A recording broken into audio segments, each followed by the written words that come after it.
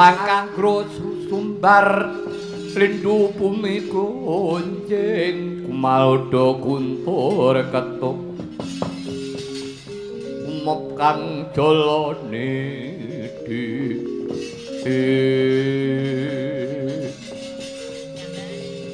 kula nuwun Raden kula Narendra saking negari Binggala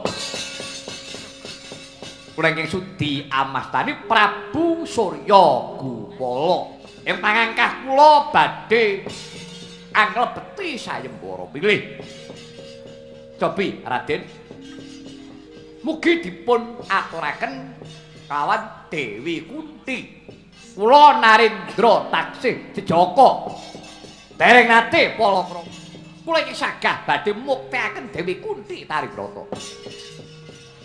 inggih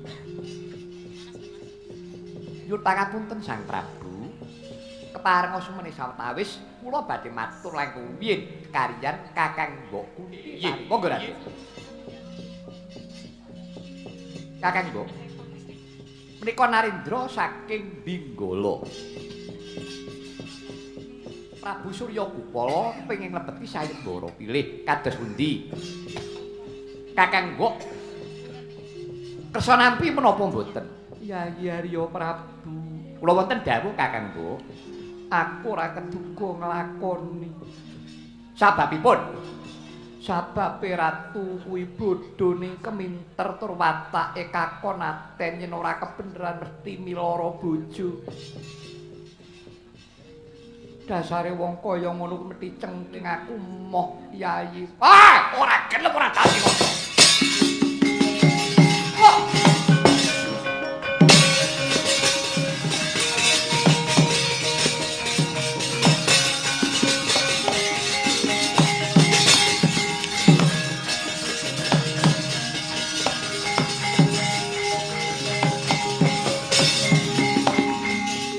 Raden, kula inggih Narendra.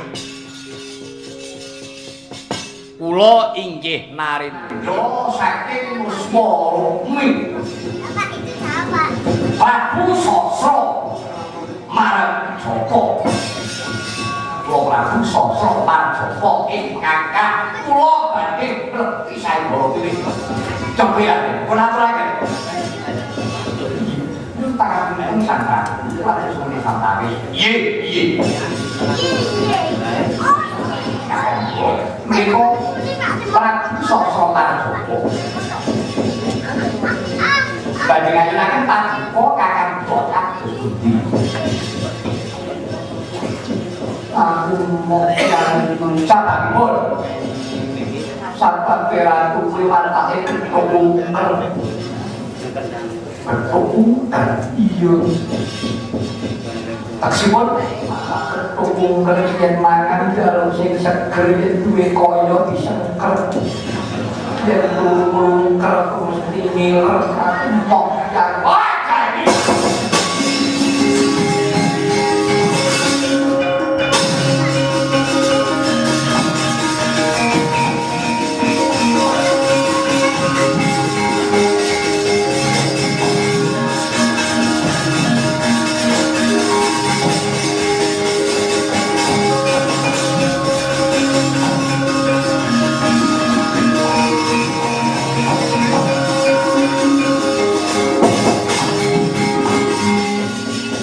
Kathah para raja Narpati ingkang sami mlebeti sayembara pilih paradene sedaya gagarigan karana nampik Dewi Kunti katane dosa mono satu yang mriksa sayembara pilih tanah sanes Raden Narasoma dupi caket ing kepanjenengan daya-daya Dewi Kunti mandhap saking kepanjenengan nyangket Sang Narasoma sareng ngalaken Puspita rinunce kakanthi manjing jroning Pura Mandrasura ambata mbuh ngurmati wong satriya kang pinggilih.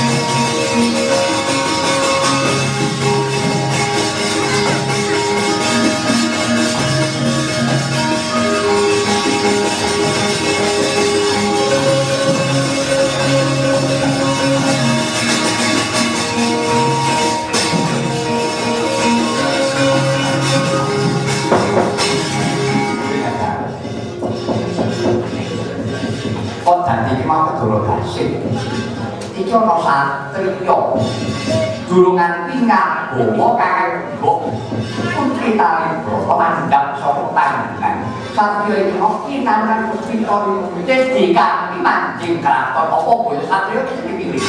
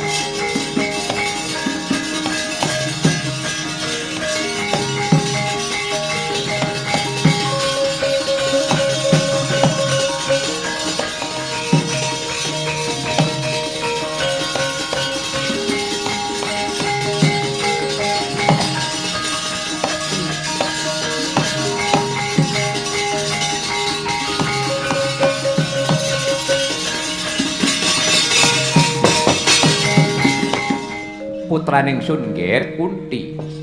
Iki sira nganti satriya iki sapa? Kula aturi dangu piyambak Rama. Raden, sira satriya saka ngendi lan sapa kekasih ira Raden? Kawula muni nggih sinuwun kula saking negari Mandaraka putranipun Rama Prabu Mandrapati Narasoma. Narasoma.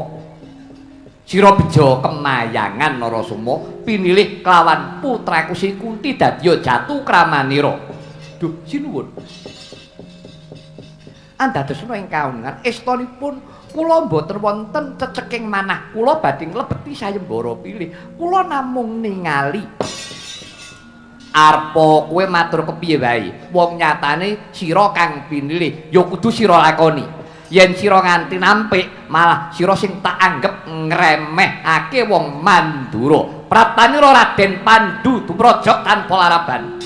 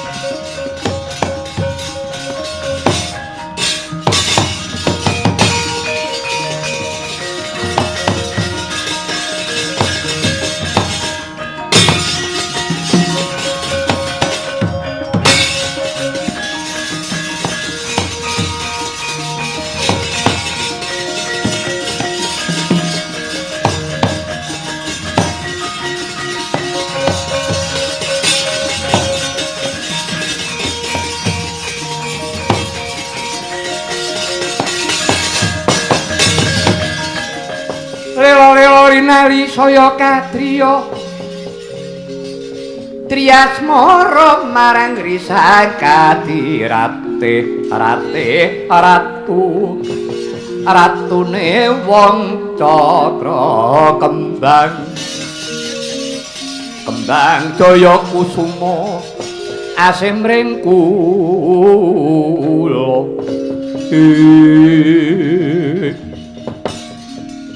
dawas padhake iki kaya Raden Pandhu putra sinuwun ing Cina Prabu Abiyasa. Inggih Paman Prabu, kula pun pandhu ingkang sowan. Iya. Syukur nggih. Piye pawartane Kang Rama sinuwun ing Astina Sinuwun Prabu Abiyasa? Ya wis saking berkah pangestu paduka Raharja sarta negari Ngastina ayem tentrem tanpa pambengan. Ya, syukur makayu Babiya Sekethi jumurung. Banjur ana wigati apa kuluk sajak sumengka sowanmu. Kawula nuwun inggih Kanjeng Paman. Sowan kula menika estanipun badhe nderek mupu sayembara pilih Paman. Aduh, Nger, iki wis rampung dadi kasep tekamu. Sayembara iki wis kapupur Raja Putra Mandaraka Raden Narasoma. Lho, dadi niki pun rampung sinuwun. Wis Petro. Aduh, kok piye? Wis telat kok, wis bubar. Barataya. Wis bubar. Wis ngono. Neng ngono sayem wis dijak mulih.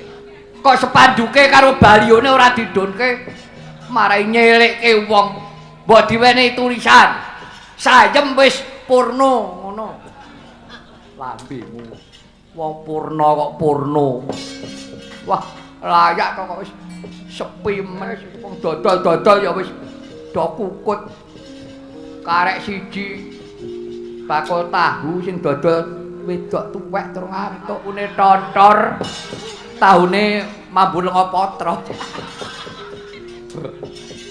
Werna-werna ora. Kan kepiye terus ya wis wis telat arek kapake meneh. Besok amendemo bare. Pan ditepungake wae. Aku Raja Putra Mandaraka kaksihku Raden Narasoma. Kowe aja gelo atimu. Pancen aku sing dipilih Kunti.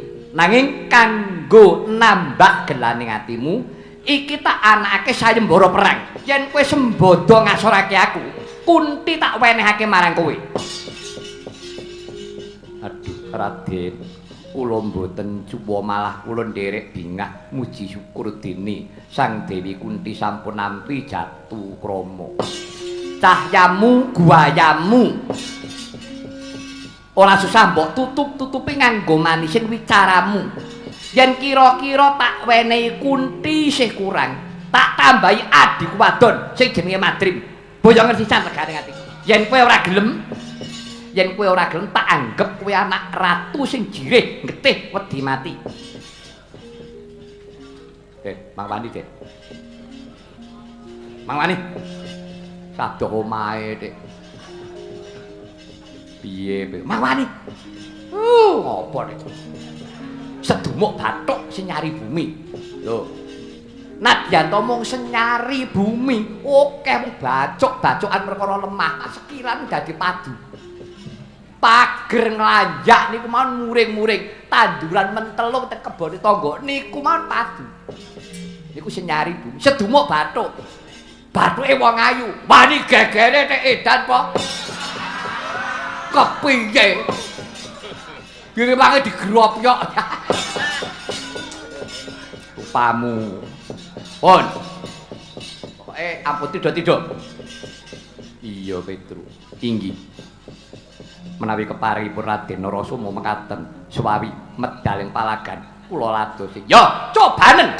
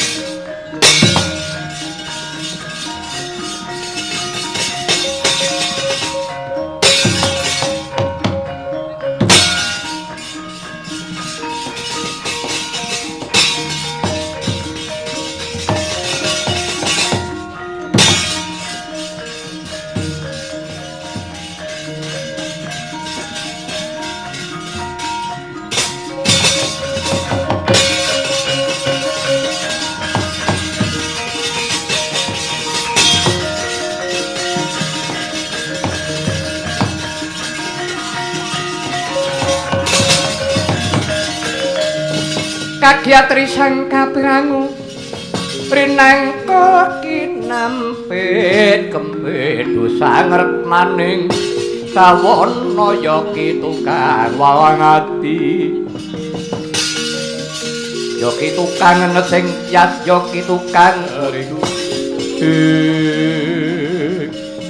Pandu kados pundi Raden ora susah basa karo aku mundak nyudakake panen dina iki ketokno jiwa kasatriyanmu jare kowe putra Narendra Ngastina kang wis kondhang kaok Kadana Priya Prabu Abiyasa ya Prabu Kresna dipayana ayo coba-coba tanding karo putra Rajeng Mandaraka Narasoma tandingmu yen pancen ngono karep ayo ketoken budimu leganing atiku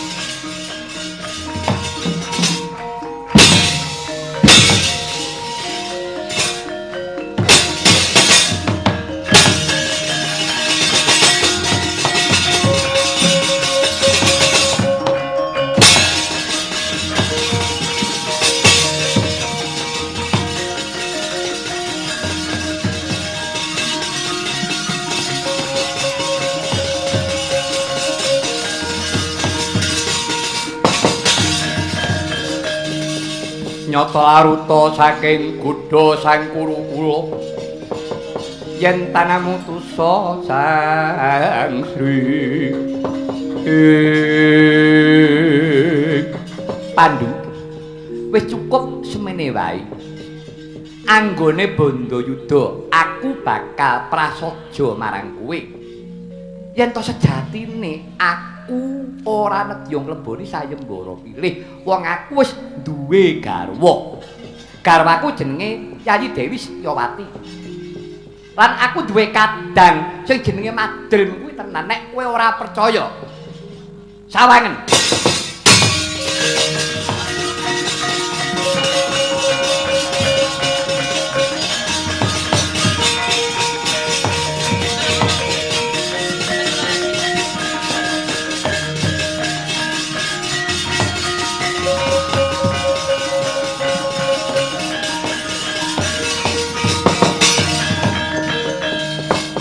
Nah, Pandu, wonten dawuh Raden.